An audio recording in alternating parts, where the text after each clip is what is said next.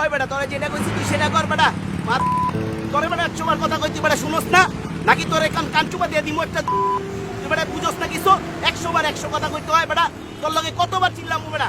সাত সাত বার না এক বেটা তোরে আমি দিমু তোরে থাপড়। তুই বেটা বেশি বুঝোস 1 ডিগ্রি।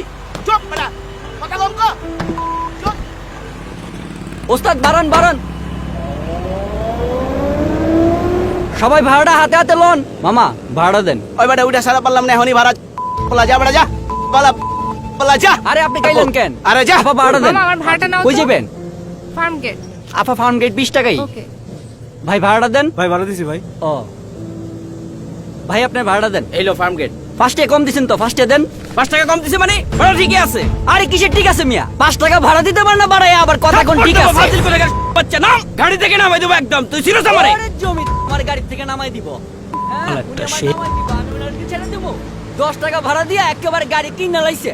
এ আপা দত, আপা ভাড়া দেন। কই যাবেন? আরে বাবা যাইবেন কই? মুখে কইতে পারেন না? হাতে কি দেখাইতেছেন? বোবা নাকি? এই আস্তে।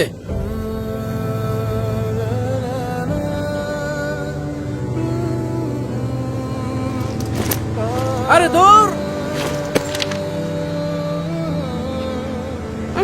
ভাব মারে। আরে বা 10 টাকা দিয়ে ভাব দেখছেন নি? আমি কথা বলতে পারি না।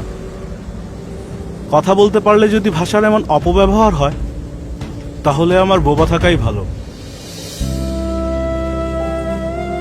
এভাবেই প্রতিনিয়ত মনের অজান্তে আমরা আমাদের মায়ের ভাষার অপব্যবহার করে যাচ্ছি। আসুন আজ থেকে শপথ করি আর নয় মায়ের ভাষার অপব্যবহার।